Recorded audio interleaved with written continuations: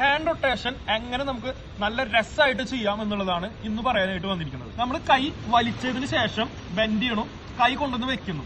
ഈ കൈ കൊണ്ടുവന്ന് വെക്കുന്ന സമയത്ത് ഒരു കാര്യം ശ്രദ്ധിക്കണം, ആദ്യം ഫിംഗേഴ്സ് ആയിരിക്കണം വെള്ളത്തിൽ ടച്ച് ചെയ്യേണ്ടത്. അതായത് നമ്മുടെ ഈ കൈയിന്റെ മുട്ട് നേരെ ഇങ്ങനെ വന്നിട്ട് വെള്ളത്തിൽ അടിക്കാൻ പാടില്ല, പകരം ഇതൊന്ന് പൊന്തിക്കുക.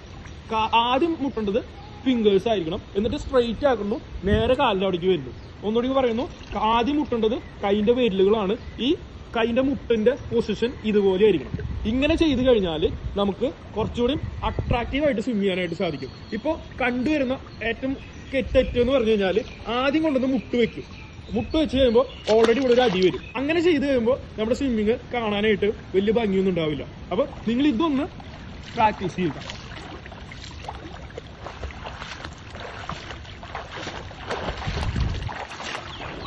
നിങ്ങൾ സ്വിം ചെയ്യുമ്പോഴും ഇതുപോലെ ചെയ്യാനായിട്ട് ഒന്ന് ട്രൈ ചെയ്യുക. വീഡിയോ ഇഷ്ടപ്പെട്ട് കഴിഞ്ഞാൽ ലൈക്ക് ചെയ്യാനും നിങ്ങളുടെ അഭിപ്രായങ്ങൾ കമന്റ് ആയിട്ട് രേഖപ്പെടുത്താനും ഒപ്പം തന്നെ ചാനൽ സബ്സ്ക്രൈബ് ചെയ്യാനും മറക്കരുത്.